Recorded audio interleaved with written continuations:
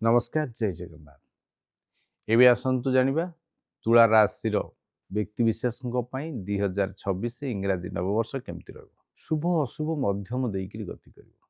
आपण जो बहु दिनरू अपेक्षा करथिले जे मते वर्ष आरंभरू सफलता मिली जीवो नाही ताहा आपणकू एप्रिल मिलबा आरंभ हो। अनेक प्रकार जो मनरे कल्पना जल्पना रहिथिला ताहार समाप्ति घटिबो।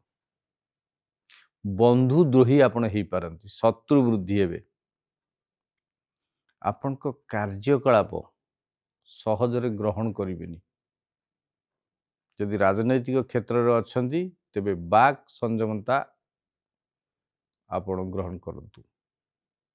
व्यवसाय करुथिले स्थिरता आनंतु।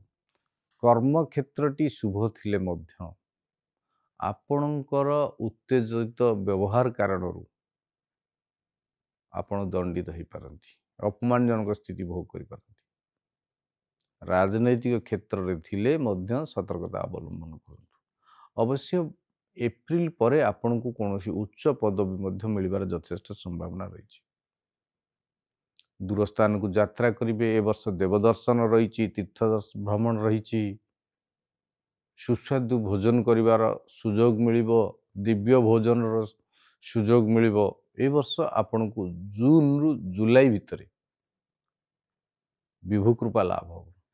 तेणु ए वर्षटी मध्यम शुभ थिले मध्य किछिटा समस्या मध्य रही। यातायात समय सतर्कता अवलंबन करिवे। आर्थिक स्थिति स्थिर अवस्था रहिबो, किंतु आपण जदि अଯଥା खर्च करंती तेबे अस्थिरता देखा देई पारे, आर्थिक स्थिति बिगड़ी जाई पारे। मान सम्मान वृद्धि हो।